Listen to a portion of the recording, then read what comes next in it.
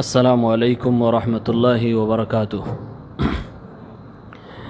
ان الحمد للہ نحمده ونستعینه ونستغفره ونعوذ باللہ من شرور انفسنا ومن سیئات اعمالنا من يهده الله فلا مضل له ومن يضلل فلا هادي له وأشهد أن لا إله إلا الله وحده لا شريك له وأشهد أن محمدًا عبده ورسوله يا أيها الذين آمنوا اتقوا الله حق تقاته ولا تموتن إلا وأنتم مسلمون يا أيها الناس اتقوا ربكم الذي خلقكم من نفس واحدة وخلق منها زوجها وبث منهما رجالا كثيرا ونساء واتقوا الله الذي تساءلون به والأرحام إن الله كان عليكم رقيبا يا أيها الذين آمنوا اتقوا الله وقولوا قولا سديدا يصلح لكم أعمالكم ويغفر لكم ذنوبكم ومن يطع الله ورسوله فقد فاز فوزا عظيما أما بعد فإن خير الحديث كتاب الله وخير الهدي هدي محمد صلى الله عليه وسلم وشر الأمور محدثاتها وكل محدثة بدعة وكل بدعة ضلالة وكل ضلالة في النار أعوذ بالله من الشيطان الرجيم بسم الله الرحمن الرحيم والسابقون الأولون من المهاجرين والأنصار والذين اتبعوهم بإحسان رضي الله عنهم ورضوا عنه وأعد لهم جنات تجري تحتها الأنهار خالدين فيها أبدا ذلك الفوز العظيم۔ بڑی معتبر ہے جماعت صحابہ، بڑی معتبر ہے جماعت صحابہ، ذرا پڑھ کے دیکھ حیات صحابہ۔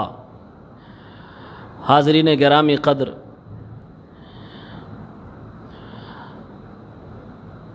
آج کے خطبے کا موضوع ہے عظمت صحابہ، مقام صحابہ، صحابہ کرام رضوان اللہ تعالی علیہم اجمعین سے محبت۔ سب سے پہلے ہم سمجھ لیتے ہیں صحابی کہتے کسے ہیں۔ امام ابن حجر رحمۃ اللہ علیہ اپنی کتاب الاصابہ فی معرفت الصحابہ کے اندر لکھتے ہیں، الصحابی من لقی النبی صلی اللہ علیہ وسلم مؤمنا بہ ومات علی الاسلام۔ صحابی اس شخص کو کہتے ہیں جس نے رسول پاک صلی اللہ علیہ وسلم سے ایمان کی حالت میں ملاقات کی ہو اور ایمان ہی کی حالت میں اس کی دنیا سے وفات ہوئی ہو، اس کو صحابی کہا جاتا ہے۔ صحابہ کرام کی فضیلت قرآن میں، احادیث میں، اقوال سلف میں بہت ہی زیادہ آئی ہوئی ہیں۔ صحابہ کرام یہ وہ پاک باز ہستیاں ہیں جنہوں نے ہم تک محمد عربی صلی اللہ علیہ وسلم کا پیغام پہنچایا۔ آئیے ان کی فضیلت میں سب سے پہلے قرآن پاک کی سورہ نمل کی آیت نمبر 59 کو دیکھتے ہیں۔ اللہ رب العالمین نے فرمایا، قل الحمد للہ وسلام علی عبادہ الذین اصطفیٰ اللہ خیر اما یشرکون۔ اے نبی آپ کہہ دیجئے تمام تعریفات اللہ وحدہ لا شریک کے لیے ہیں، اور سلام ہو اللہ کے ان بندوں پر جن کو اللہ رب العالمین نے چن لیا ہے۔ عبداللہ ابن عباس رضی اللہ تعالی عنہما کہتے ہیں یہ کون سی ہستیاں ہیں جن کو اللہ نے چنا ہے؟ یہ صحابہ کرام کی ذات گرامی ہے۔ اس سے مراد صحابہ کرام ہیں۔ اللہ رب العالمین نے جیسے ساری دنیا میں محمد الرسول اللہ کو چنا آخری پیغمبر بنانے کے لیے، اسی طرح سے رب العالمین نے اللہ کے نبی کا کون کون ساتھی بنے گا، کون کون آپ کے حواری اور آپ کے صحابہ ہوں گے، اللہ رب العالمین نے ان کو بھی چنا ہے۔ چنانچہ عبداللہ ابن مسعود رضی اللہ تعالی عنہ کی ایک موقوف حدیث ہے، مسند احمد مسند عبداللہ ابن مسعود حدیث نمبر 3600، فرماتے ہیں عبداللہ ابن مسعود رضی اللہ تعالی عنہ، ان اللہ نظر فی قلوب العباد، اللہ رب العالمین نے ساری دنیا کے انسانوں کے دلوں کو دیکھا، فوجد قلب محمد خیر قلوب العباد، تو ساری دنیا کے انسانوں میں سب سے بہترین اور پاک دل اگر کسی کا تھا تو محمد عربی صلی اللہ علیہ وسلم کا تھا۔ فاصطفاہ لنفسہ، تو آپ کو اللہ رب العالمین نے اپنے لیے چن لیا، وابتعثہ برسالتہ، اور اللہ کے نبی صلی اللہ علیہ وسلم کو اپنی رسالت دے کر دنیا میں مبعوث فرما دیا۔ ثم نظر فی قلوب العباد بعد قلب محمد فوجد قلوب اصحابہ خیر قلوب العباد، فرماتے ہیں پھر محمد عربی کے دل کو دیکھنے کے بعد ساری دنیا کے انسانوں کے دلوں کو رب العالمین نے دیکھا، تو اللہ کے نبی کے ساتھی آپ کے پیارے صحابہ کے دلوں کو ساری دنیا کی دلوں سے محفوظ اور پاکباز پایا۔ فجعلہم وزراء نبیہ، تو اللہ رب العالمین نے ان ہستیوں کو اپنے نبی کا وزیر بنا دیا، اپنے نبی کا مشیر بنا دیا، اپنے نبی کا وفادار بنا دیا، اپنے نبی کا جانثار بنا دیا۔ اللہ اعلم حیث یجعل رسالتہ، اللہ جانتا ہے کہ کس کو رسول بنانا ہے، کس کو نبی بنانا ہے، اسی طرح سے اللہ یہ بھی فیصلہ کر چکا ہے اور جانتا تھا کہ کس کو اپنے نبی کا ساتھی بنانا ہے، کس کو اپنے نبی کا جانثار اور صحابی بنانا ہے۔ پتہ چلا کہ صحابہ کی جماعت یہ کوئی اتفاقی جماعت نہیں ہے، یہ چنی گئی جماعت ہے، جیسا کہ قرآن میں اللہ رب العالمین نے فرمایا وَسَلَامٌ عَلَىٰ عِبَادِهِ الَّذِينَ اصْطَفَىٰ، سلامتی ہو اللہ کے ان بندوں پر جن کو اللہ نے چن لیا۔ اللہ رب العالمین نے جیسے نبی کو چنا، ایسے ہی اللہ رب العالمین نے اپنے نبی کے تمام ساتھیوں کو چنا، صحابہ کرام کو چنا۔ کس لیے چنا؟ اپنے نبی کی تائید و نصرت کے لیے، اپنے نبی کی مدد کرنے کے لیے، اپنے نبی کی ہمت کو بڑھانے کے لیے، اپنے نبی کے ساتھ قدم بہ قدم چلنے کے لیے اللہ رب العالمین نے پیارے نبی صلی اللہ علیہ وسلم کے پیارے ساتھیوں کو چن لیا۔ صحابہ کرام کی فضیلت میں قرآن پاک کی ایک دوسری آیت دیکھتے ہیں، سورہ فتح آیت نمبر 29، اللہ رب العالمین نے فرمایا اس سے بڑی آیت جس میں صحابہ کرام کے تعلق سے تفصیل سے آیا اور قرآن میں اور کہیں موجود نہیں ہے۔ فرمایا اللہ رب العالمین نے محمد الرسول اللہ، مکے میں رہنے والی ایک ہستی جس کا نام محمد ہے، اس کا منصب، اس کا عہدہ یہ ہے کہ وہ اللہ کا رسول ہے۔ والذین معہ، اور جو اس کے ساتھ میں رہنے والے لوگ ہیں، والذین معہ، جو اس کے ساتھ والے لوگ ہیں۔ کون لوگ تھے میرے نبی کے ساتھ؟ ابو بکر تھے، عمر تھے، عثمان تھے، علی تھے، تمام صحابہ کرام میرے نبی کے ساتھ تھے۔ فرمایا اللہ رب العالمین نے والذین معہ، جو اس نبی کے ساتھ ہیں، اشداء علی الکفار، وہ کافروں کے لیے سخت ہیں، رحماء بینہم، لیکن آپس میں مومنوں کے لیے، مسلمانوں کے لیے بڑے رحم دل ہیں، بڑے رحیم ہیں، بڑے پیارے ہیں، بڑے مہربان ہیں۔ ایک ایک بات پر غور کرتے جائیے۔ قرآن کی اس آیت میں جو اللہ رب العالمین نے فرمایا کہ صحابہ کفار کے لیے سخت، مومنوں کے لیے رحم دل ہیں، دراصل انسان کے اندر دو طرح کی طاقت پائی جاتی ہے، ایک غصے والی طاقت، ایک پیار و محبت کرنے والی طاقت۔ مومن و مسلم بندہ اس سے محبت کرتا ہے جس سے اللہ محبت کرتا ہو، اور اسی سے نفرت کرتا ہے جس سے اللہ نفرت کرتا ہو۔ اسی لیے صحابہ کو کہا گیا کہ کفار کے لیے نفرت ان کے دلوں میں ہے، مومنوں کے لیے نفرت نہیں ہے۔ اس پوائنٹ کو اگر آج ہم سمجھ لیں تو مشاجرات صحابہ کی ساری کہانی آپ کو سمجھ میں آ جائے گی۔ آج دنیا میں صحابہ کے بارے میں یہ غلط فہمیاں پھیلائی جاتی ہیں کہ صحابہ اللہ کے نبی صلی اللہ علیہ وسلم کی زندگی کے بعد آپس میں ایک دوسرے کے خون کے پیاسے ہو گئے تھے۔ یہ دنیا کا سب سے بڑا جھوٹ ہے، کیونکہ قرآن کہتا ہے رحماء بینہم، صحابہ آپس میں ایک دوسرے کے لیے رحم دل تھے، مہربان تھے۔ دنیا کہتی ہے، پروپیگنڈا کرنے والے کہتے ہیں کہ نہیں، وہ آپس میں ایک دوسرے کے دشمن تھے۔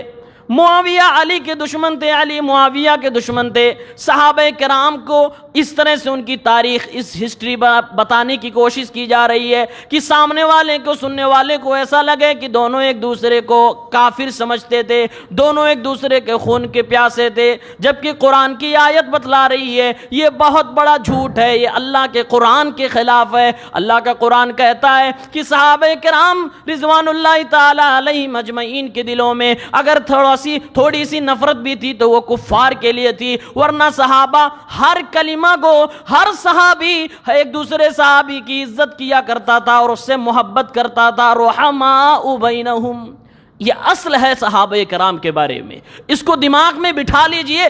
دنیا کا کوئی بڑا سے بڑا مفتی، کوئی بڑا سے بڑا عالم، بڑی ڈگری والا، بڑی ٹوپی والا، بڑے دستار والا اگر صحابہ کرام کے جھگڑوں کو ذکر کرے اور یہ بتانے کی کوشش کرے کہ اس کو اس سے دشمنی تھی، آپ یہ ٹکڑا پیش کر دو، پھر قرآن کی آیت کا کیا مطلب ہوا رحماء بینہم، کہ آپس میں ایک دوسرے کے لیے رحم دل۔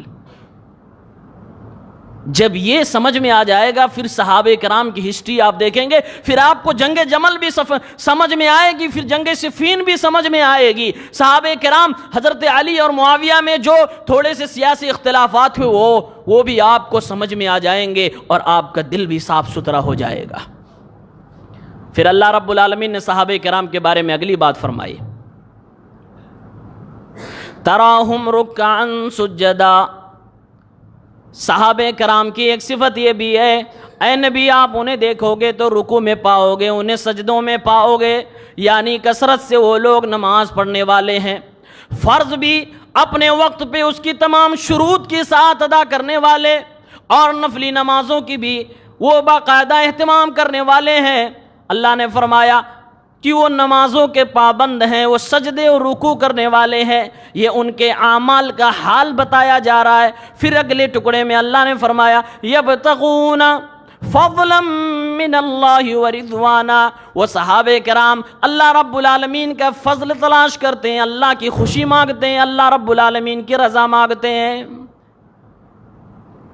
وہ نمازی ہیں یہ بتا کر اللہ نے ان کے اعمال کا حال بتا دیا، وہ اللہ کی رضا چاہتے ہیں یہ بتا کر اللہ رب العالمین نے ان کے اخلاص کا حال بتلا دیا۔ جب آدمی کی زندگی میں ظاہری عمل بھی ہو اور دل کی سچائی بھی ہو، نیکی بھی ہو، اخلاص بھی ہو، تو اس آدمی کے چہرے پر ایک قسم کی نورانیت ٹپکنے لگتی ہے۔ اللہ نے اسی نورانیت کا ذکر فرمایا، سیماہم فی وجوہہم من اثر السجود۔ وہ میرے صحابہ، وہ محمد عربی صلی اللہ علیہ وسلم کے ایک ایک اشارے پر جان دینے والے صحابہ کرام کے بارے میں اللہ فرماتا ہے نمازی بھی ہیں، دل کے سچے بھی ہیں، اعتماد کے قابل بھی ہیں، اعتبار کے قابل بھی ہیں، اور ان کی نشانی علامت یہ بھی ہے کہ ان کے پیشانیوں پہ سجدوں کے نشان بن چکے ہیں۔ جب آدمی عمل کرے، عمل کے ساتھ دل بھی سچا ہو، تو یقیناً اس کا چہرہ نورانیت والا ہو جاتا ہے۔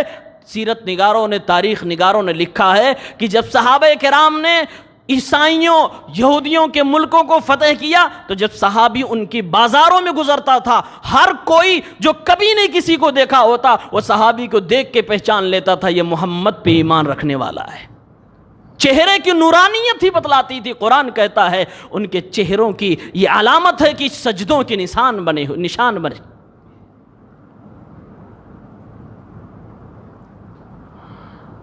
اللہ رب العالمین نے کہا کفار کے لیے دشمن، مومنوں کے لیے رحم دل ہے، نمازیں بھی پڑھتے ہیں۔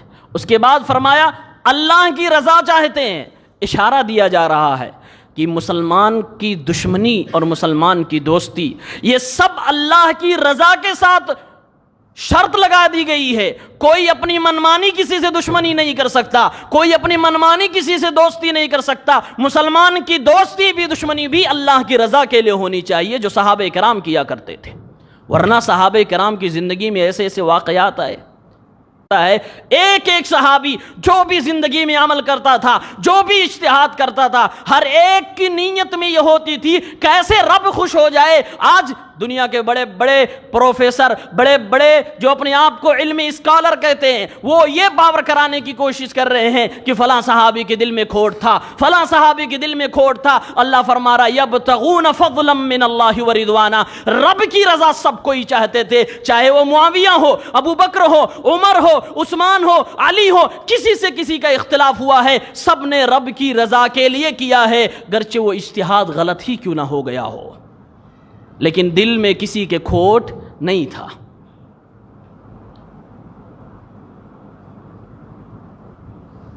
پھر آگے اللہ رب العالمین نے فرمایا یہ وہ پیاری جماعت ہے, یہ وہ معتبر جماعت ہے کہ جن کے تذکرے تمہاری کتاب قرآن میں صرف نہیں, موسیٰ کے اوپر جو کتاب اتری ہے تورات میں بھی ان کے ذکر موجود ہے, اس عیسیٰ علیہ السلام پر جو کتاب اتری ہے انجیل و بائبل میں بھی ان کا ذکر موجود ہے.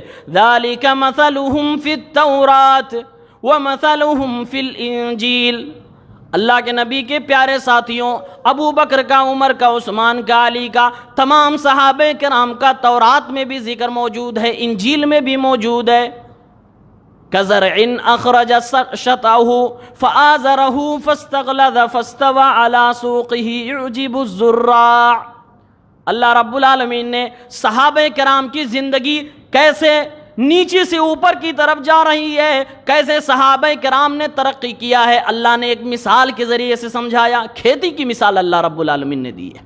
فرمایا اللہ رب العالمین نے یہ محمد کے اشاروں پہ جان دینے والے جو چند ٹکڑیوں میں یہ اللہ کے برگزیدہ بندے ہیں, جو اس زمین پر چلتے پھرتے اللہ کے ولی ہیں, فرمایا رب العالمین نے ان کی مثال ایسے ہی ہے جیسے کوئی دانہ ابھی پھوٹا ہے, اس سے کونپلیں باہر نکلی ہے.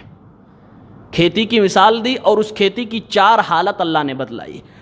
کوئی بھی دانہ زمین میں ڈالا جائے, وہ جب پھوٹتا ہے اس کی کونپلیں باہر نکلتی ہیں. اللہ رب العالمین نے فرمایا کزرع اخرج شطأہ, یہ اس کھیتی, اس دانے کی طرح جس نے اپنی کوپل باہر نکالی ہو, ابھی وہ دانہ پھوٹا, اس میں سے درخت ابھی بھی نمودار ہوا ہو. اور یہ درخت کی کمزوری کی حالت ہوتی ہے.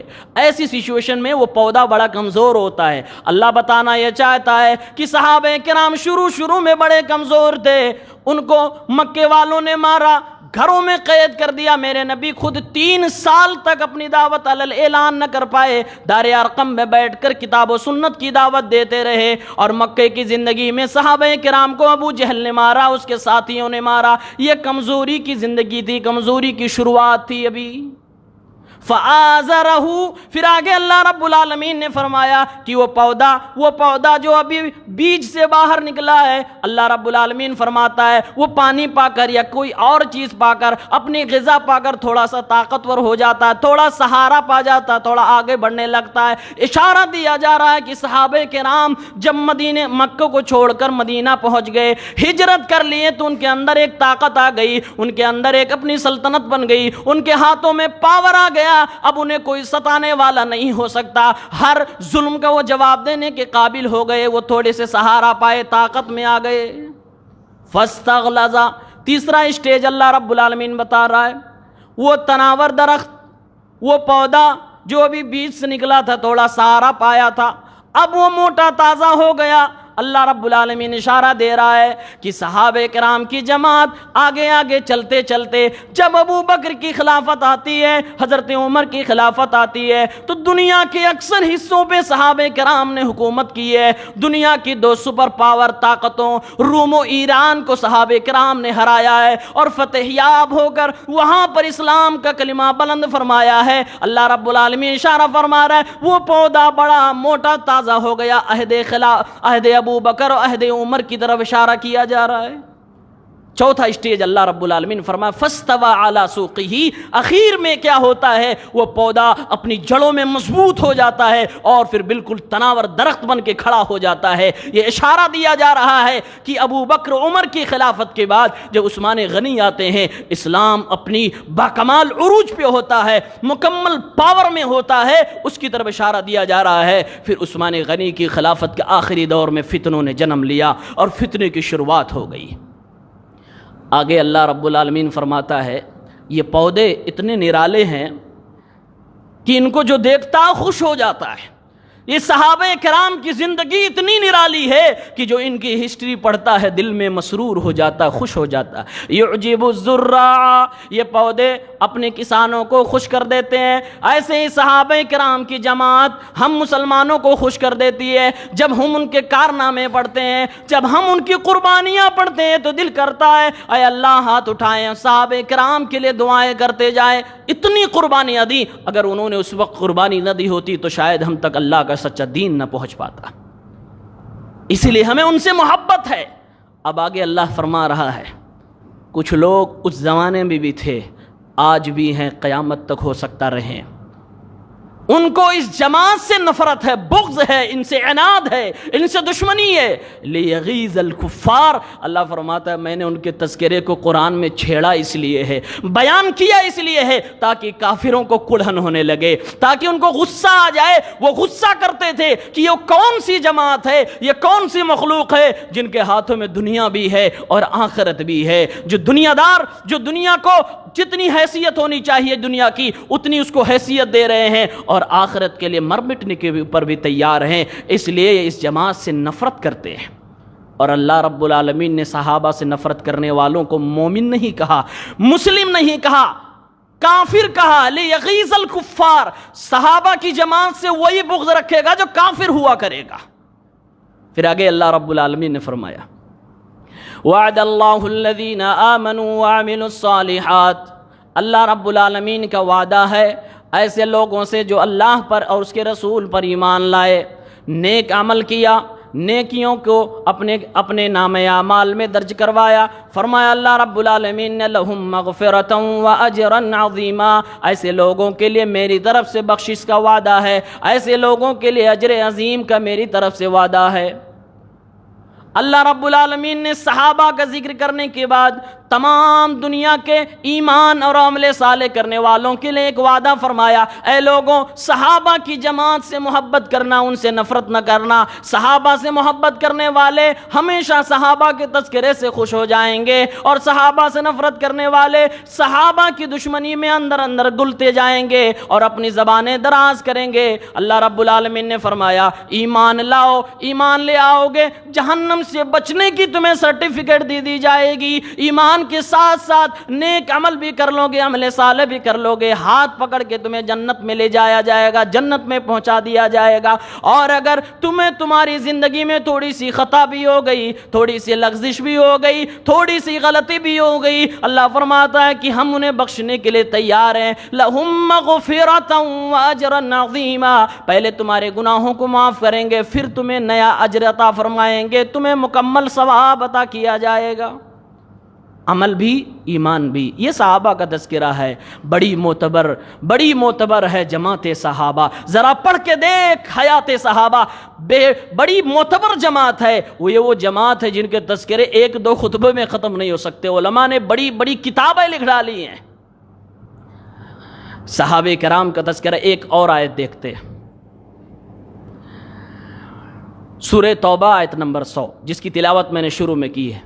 والسابقون الأولون من المهاجرين والأنصار والذين اتبعوهم بإحسان، اللہ رب العالمین نے فرمایا ایمان لانے میں سبقت کرنے والے وہ مہاجر اور وہ انصاری صحابہ کرام،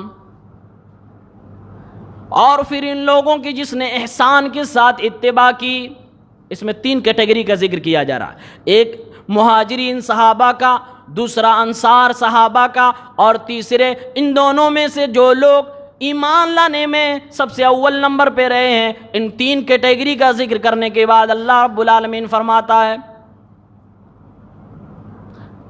والذین اتبعوہم بإحسان، جس نے ان کی پیروی کی احسان کے ساتھ، یعنی قیامت تک جو بھی صحابہ کرام، انصار، مہاجرین اور ان میں سے جو اول ایمان لانے والے ہیں، ان سب کی جو بھی پیروی کرتا رہے گا، جو ان کی اتباع کرتے رہے گا احسان کے شرط کے ساتھ، رضی اللہ عنہم ورضوا عنہ، تو رب العالمین مہاجرین کی جماعت سے، انصار کی جماعت سے، اور ان میں جو لوگ پہلے ایمان لائے ان تمام لوگوں کی جماعت سے، یعنی مکمل جماعت صحابہ سے رب العالمین فرماتا ہے کہ اللہ ان سے راضی ہو گیا، یہ لوگ اللہ سے راضی ہو گئے۔ کمال کی بات دیکھیے، یہ مرتبہ جسے دنیا میں مل جائے کہ اللہ کہہ دے اے میرے بندے میں تجھ سے راضی ہو گیا، تو مجھ سے راضی ہو جا۔ اللہ کسی سے راضی ہو جائے یہ ایک کمال کی بات ہے، لیکن بندہ مصیبتیں سہنے کے بعد یہ کہے اللہ میں بھی راضی ہوں۔ صحابہ کرام کی زندگی مصیبتوں سے، ابتلا و آزمائش سے بھری پڑی ہے، پھر بھی صحابہ کہتے تھے اللہ رب العالمین ہم تجھ سے راضی ہیں۔ صحابہ بھی اللہ سے راضی، اللہ بھی صحابہ سے راضی، یہ سند رضا دے دی گئی، سرٹیفکیٹ دے دیا گیا کہ ہم اے صحابہ کرام آپ نے رضائے الہی کو پا لیا ہے، آپ سے اللہ خوش ہو گیا ہے۔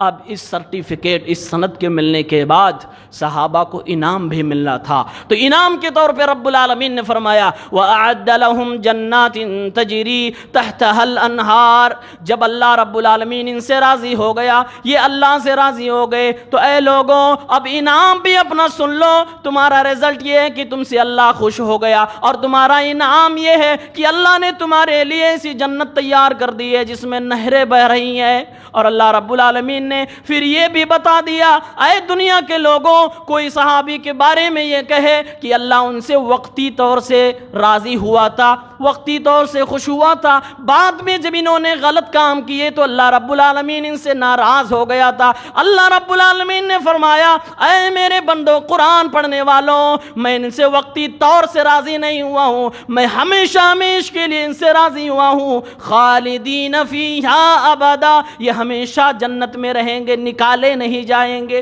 یہ رد کر دیا گیا ان تمام لوگوں کا، ان تمام گمراہ فرقوں کا جو صحابہ کرام کو کہتے ہیں نبی کے بعد یہ مرتد ہو گئے تھے، نبی کے بعد انہوں نے اسلام چھوڑ دیا تھا، نبی کے بعد ان کے دلوں میں نفرت آ گئی تھی اسلام کے خلاف، نبی کے بعد ان کے دلوں میں کھوٹ آ گیا تھا، یہ فاسق ہو گئے تھے۔ جو بھی الزام لگایا جاتا ہے ان سارے الزامات کا رد اللہ رب العالمین نے کر دیا، نہیں خالدین فیہا ابدا، خوشی جو ان کو اللہ رب العالمین نے دی تھی اور اللہ جو ان سے راضی ہوا تھا یہ وقتی طور سے نہیں تھا، ہمیشہ کے لیے تھا، ابدا، ہمیشہ کے لیے جنت میں رہنے والے۔ پھر آگے اللہ رب العالمین نے فرمایا اے لوگو ذالک الفوز العظیم، یہی تو بڑی کامیابی ہے، اللہ راضی ہو جائے، سند مل جائے اور پھر جنت انعام میں مل جائے، اس سے بڑی کامیابی کیا ہو سکتی ہے۔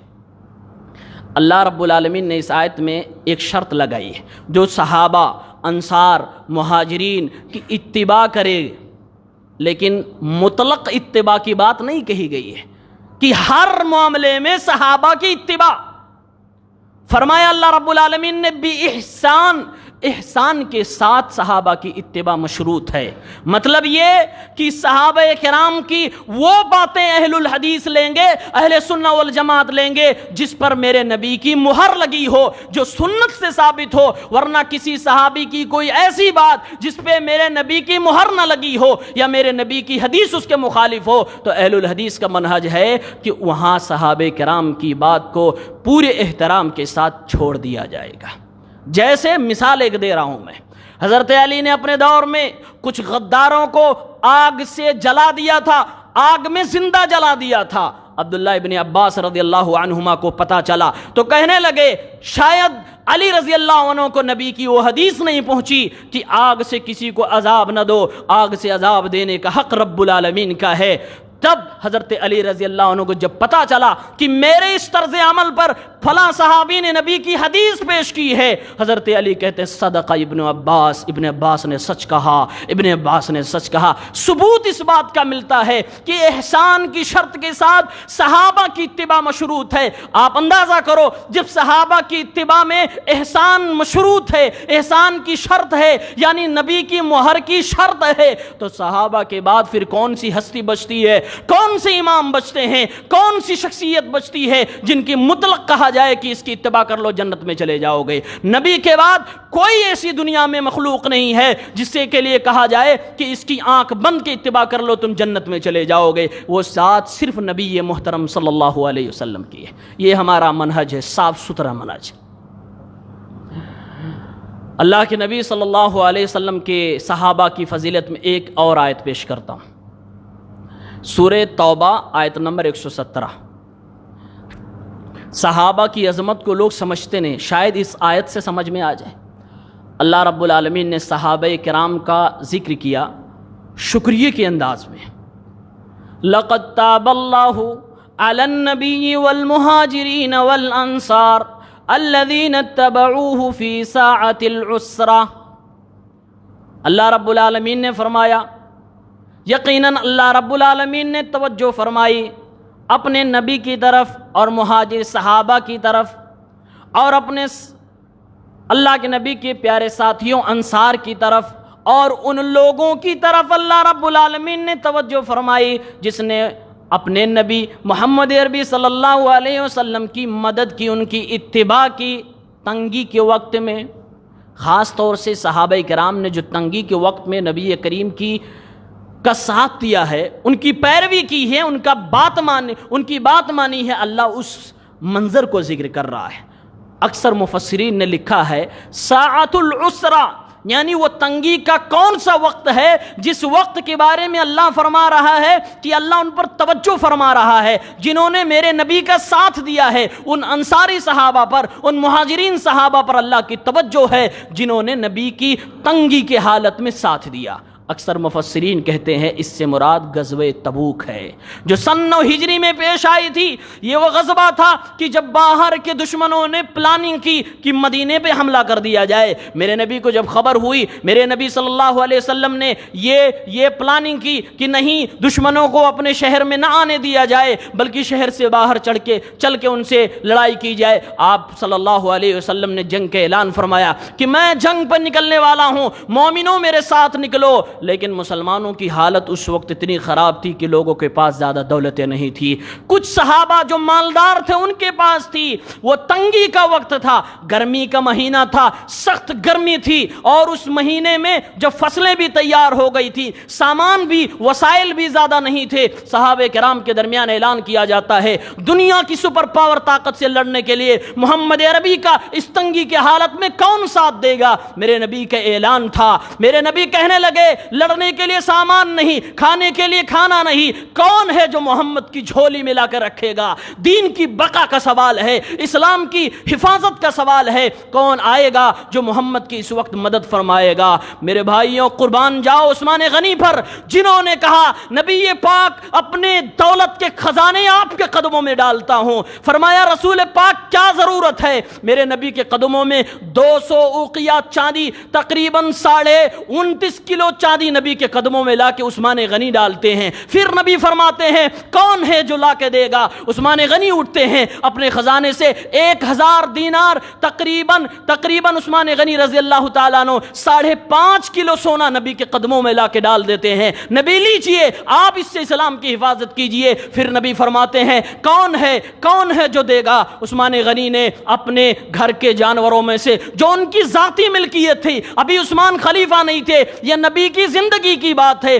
900 اونٹ اپنی ذاتی ملکیت میں سے نبی کے پاس لا کے باندھ کے کھڑا کر دیا۔ 100 اونٹ 100 گھوڑے نبی صلی اللہ علیہ وسلم کے پاس لا کے دے دیا۔ میرے نبی جب عثمان کی اس قربانی کو دیکھتے ہیں کہ اس تنگی کے عالم میں اپنے سارا خزانہ نبی کے اشارے پر لٹانے کو تیار ہے، میرے نبی اپنے دامن میں وہ سونا اور چاندی لیے ہوئے ہیں جو عثمان کی اپنی ملکیت تھی، اللہ کے نبی الٹ رہے تھے، پلٹ رہے تھے اور فرما رہے تھے آج کے بعد سے عثمان کچھ بھی کرے کرے وہ جنت میں جائے گا، کوئی اس کو جنت میں جانے سے روک نہیں سکتا۔ میں بشارت دیتا ہوں کہ عثمان جنتی ہے، میں بشارت دیتا ہوں کہ عثمان جنتی ہے۔ یہ عثمان ابن عفان دنیا پہ چلتا پھرتا یہ پہلا جنتی ہے۔ یہ عثمان ابن عفان کی جنت کی بشارت میرے نبی نے اس لمحے میں دی تھی۔ یہ وہ جنگ تھی جس جنگ میں جب صحابہ چلے گئے، عمر رضی اللہ تعالیٰ عنہ بیان کرتے ہیں کھانے کے لیے لوگوں کے پاس زیادہ کچھ نہیں تھا، کچھ کھجوریں تھیں، کچھ جو کی روٹیاں تھیں، کچھ کم ہی کھانے کی چیزیں تھی۔ جب صحابہ کرام کو بھوک لگی تو کچھ لوگوں نے اونٹ کو ذبح کر دیا۔ عمر آ کے کہنے لگے او اللہ کے نبی صلی اللہ علیہ وسلم، اگر ہمارے جنگجو اونٹ کو ذبح کر دیں گے ہم سواری کس پہ کریں گے؟ پیارے نبی صلی اللہ علیہ وسلم کیا کیا جائے؟ اللہ کے نبی کو مشورہ دیا عمر فاروق نے، اے اللہ کے نبی آپ اپنے چادر کو زمین پر بچھا دیجئے اور صحابہ کرام سے کہیے کہ جو بھی ان کے پاس کھانے کی چیز ہے لا کے اس میں رکھے اور آپ پھر برکت کی دعا کر دیجئے، ہو سکتا ہے کھانے کے لیے مل جائے۔ اللہ کے نبی نے اپنی چادر بچھائی، دسترخوان لگایا، اعلان فرمایا جس کے پاس جو بھی کھانے کی چیز ہے لاؤ میرے اس دسترخوان پہ رکھ دو۔ صحابہ کرام اٹھتے ہیں، کھانے کی بہت اچھی غذائیں نہیں تھیں، کھجور کا ٹکڑا کسی کے پاس تھا لا کے رکھ دیا، کوئی جو کی روٹی کا آدھا حصہ اس کے پاس تھا لا کے رکھ دیا، اور کسی کے پاس کچھ تھا لا کے رکھ دیا، سب نبی کی بارگاہ میں نبی کے دسترخوان پہ رکھ دیا گیا۔ میرے نبی نے برکت کی دعائیں کی، سب نے کھایا، سب نے پیا اور اپنے اپنے برتنوں میں بھر کے بھی گئے۔ یہ وہ تنگی کا عالم تھا کہ ایک صحابی بیان کرتے ہیں کہ لوگوں کو اتنی پیاس لگ جاتی تھی، راستہ اتنا لمبا تھا، گرمی کا سخت مہینہ تھا، اتنی پیاس لگی کہ وہ جانور جو اونٹ ہوتا ہے جب وہ پیخانہ کرتا ہے اس کی جو ریڑھ نکلتی ہے وہ ریڑھی سے چوس کر لوگ اپنی پیاس بجھانے لگے۔ اس جو اونٹ کے جانور کے پیخانہ جو نکلنے والا تھا اس سے پیاس بجھائی جانے لگی۔ ایک کھجور ہوتا تھا اور کئی صحابی ہوتے تھے، ایک صحابی کھجور منہ میں لیتا، اس کو کھاتا نہیں تھا، چوس کے اگلے کو دے دیتا تاکہ میری حلق تھوڑی سی تازہ ہو جائے، دوسرے کو دے دیتا، تیسرے کو دے دیتا۔ وہی کھجور کئی صحابیوں میں چلتی رہتی، اور ایک وقت یہ بھی آیا کہ ایک کھجور کھانے والے دو لوگ ہیں، ایک کھجور میں بھوک کس کی مٹنے والی ہے، لیکن اس میں بھی دو حصے بن گئے، ایک اگلے نے لے لیا ایک دوسرے نے لے لیا۔ یہ تنگی کی جنگ تھی جس کے بارے میں اللہ فرما رہا ہے میری توجہ ہے نبی پر، میری توجہ ہے ان مہاجرین پر، میری توجہ ہے ان صحابہ کرام پر جس نے میرے نبی کا ساتھ دیا اس تنگی کے حالت میں بھی، اس تنگی کے حالت میں بھی۔ آخر میں اللہ نے اس کی آیت کے فرمایا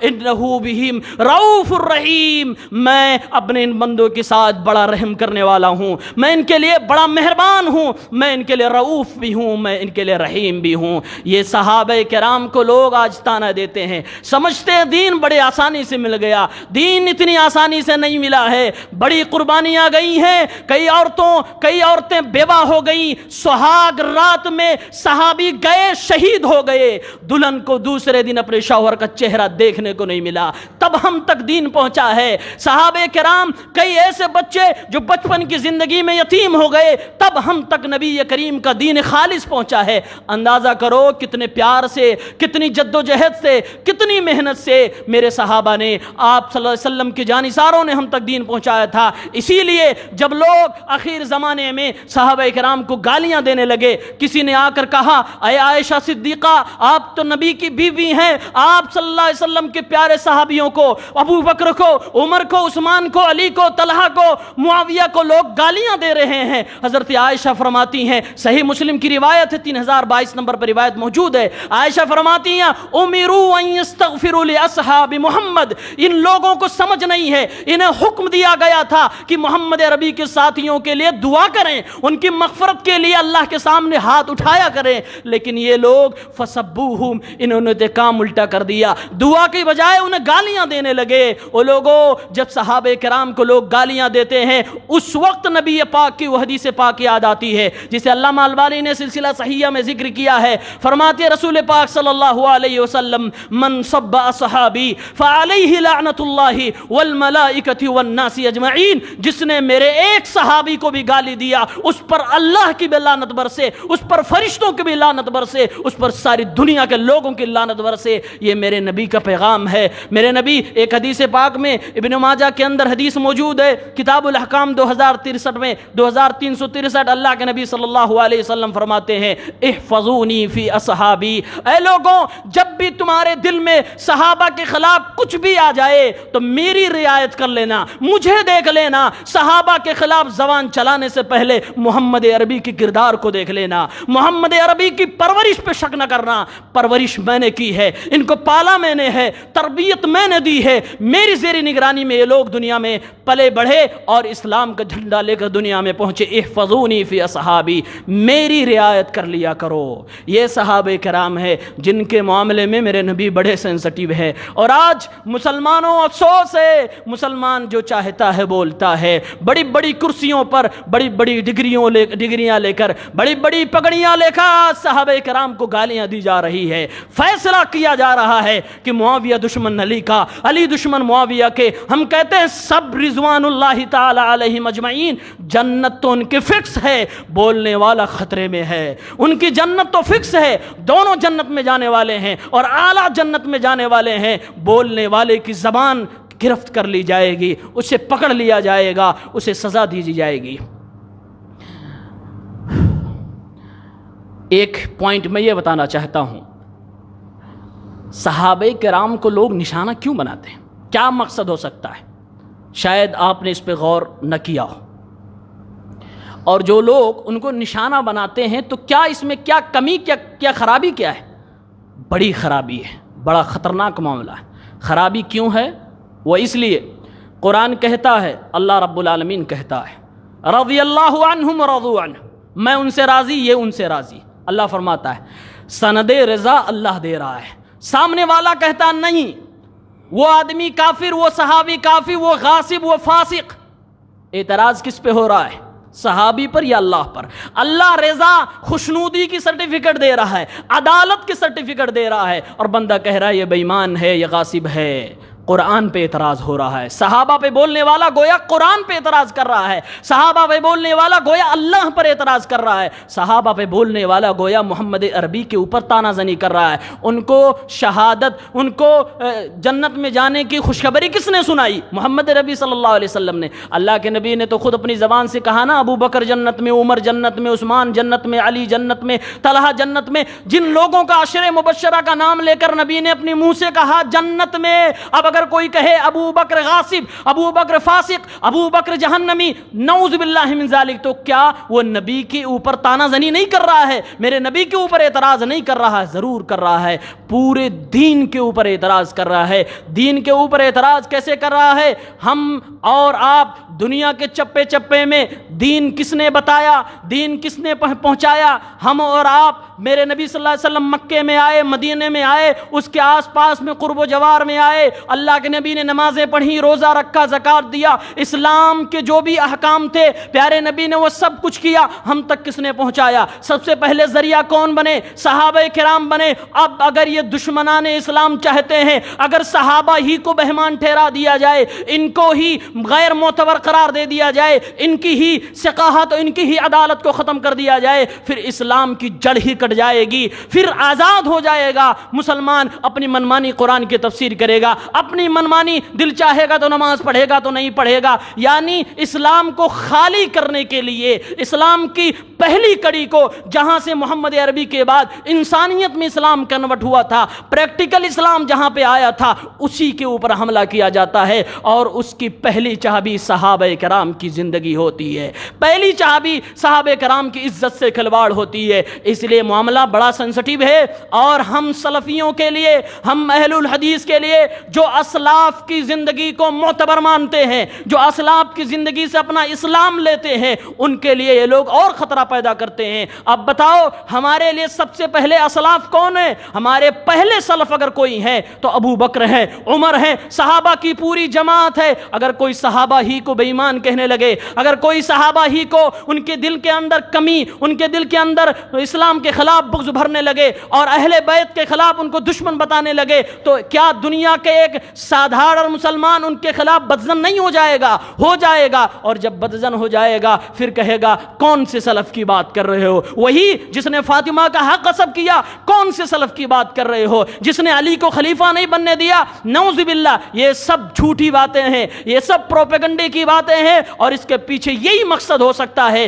تاکہ لوگ سلفیت سے کٹ جائے، لوگوں تک سچا دین نہ پہنچ پائے، خالص دین نہ پہنچ پائے، قرآن تو کہتا ہے فَإِنْ آمَنُوا بِمِثْلِ مَا آمَنْتُمْ بِهِ فَقَدْ اهْتَدُوا۔ اے لوگو، ایمان کے لیے معیار تمہارے لیے صحابہ کی زندگی ہے۔ نماز پڑھنے کا طریقہ نبی نے صحابہ کے سامنے پڑھا، آپ حدیثوں کو گال ڈالیے، نبی پاک کی نماز کے ایک ایک حرکت کو صحابہ نے ہم کو بتایا ہے۔ اگر صحابہ ہی کو لوگ انگلی اور ایک بات یہ بھی یاد رکھیں، لوگ چھوٹوں پہ پہلے انگلی نہیں اٹھاتے، لوگ چھوٹوں پہ پہلے انگلی نہیں اٹھاتے، پہلے بڑے پہ انگلی اٹھاتے ہیں کہ بڑے کو ہرایا تو باقی تو گئی ہی۔ اسی طرح سے جب حدیث کے انکار کی بات آتی ہے تو لوگ پہلے ابن ماجہ پہ رد نہیں کرتے، پہلے ابن حبان پہ رد نہیں کرتے، پہلے ان کے خلاف یہ لوگ پروپیگنڈے نہیں کرتے، سب سے پہلے انگلی اٹھاتے ہیں تو امام بخاری پر اٹھاتے ہیں، کیونکہ حدیث کے میدان کا سب سے بڑا اگر کوئی شہ سوار ہے تو امام بخاری رحمت اللہ علیہ ہیں۔ اسی طرح سے لوگ جب صحابہ کرام کی زندگی میں اپنی دشمنی نکالنے پہ آتے ہیں تو بقیہ صحابہ کو نہیں کہتے، انس کو نہیں، چھوٹے چھوٹے صحابہ کرام کو نہیں کچھ کہتے، پہلے انگلی اٹھاتے ہیں تو ابو بکر پہ اٹھاتے ہیں۔ کیوں؟ کہ ابو بکر گیا تو باقی گئے۔ اس لیے اس مقصد کو، اس سازش کو سمجھنے کی ضرورت ہے۔ اس لیے ہم سمجھتے ہیں کہ صحابہ سے محبت کرنا ہمارے اوپر واجب ہے اور ان کے خلاف دل میں بغض رکھنا ہمارے لیے حرام ہے۔ ہم بالکل ان کے لیے دل میں بغض نہ رکھیں، ان کے لیے بلکہ دعا کریں اللہ رب العالمین ان کی مغفرت فرمائے، رب العالمین ان سے جو خطائیں اجتہادی غلطیاں ہوئی اے اللہ تو ان کی خطاؤں کو معاف فرما دے۔ اے اللہ تو نے جنت کا وعدہ کیا ہے، اے اللہ انہیں جنت میں داخل کر اور جنت میں اعلیٰ درجات عطا فرما۔ پروردگار عالم، ہم تیرے نبی کے پاک باز صحابہ کی جانثار ہیں، اے رب العالمین ہم تیرے نبی کے پاک باز صحابہ کی عدالت اور ان کی ثقاحت، ان کی پاک بازی کو مانتے ہیں۔ اے اللہ قیامت کے دن ہمیں ابو بکر، عمر، عثمان و علی اور تمام صحابہ کرام کی فہرست میں ان کی لائن میں کھڑا کر دینا۔ اے العالمین ہم صحابہ کرام سے ذرہ برابر دل میں دشمنی نہیں رکھتے۔ اے العالمین ہماری زبانوں کی حفاظت فرما دے، ہم اس سے پہلے کہ ہم کسی صحابی کے خلاف زبان چلائیں اے اللہ ہمیں ہماری جان لے لے۔ رب العالمین ہمیں ہماری حفاظت کرنے کی توفیق عنایت فرما۔ اے اللہ ہماری زبان پہ ہمیں کنٹرول کرنے کی توفیق عنایت فرما۔ اے العالمین صحابہ کرام کا دفاع کرنے کی توفیق عنایت فرما۔ اے العالمین ان پاک باز ہستیوں کو تو اپنے پاس قرب میں اپنے نزدیک جگہ عطا فرما۔ اے العالمین انہوں نے جو قربانیاں دی ان کی قربانیوں کو تو قبول فرما۔ اے العالمین ہمیں گناہوں سے بچنے کی توفیق دے، ان کے نقش قدم پر چلنے کی توفیق عنایت فرما۔ آمین یا رب العالمین۔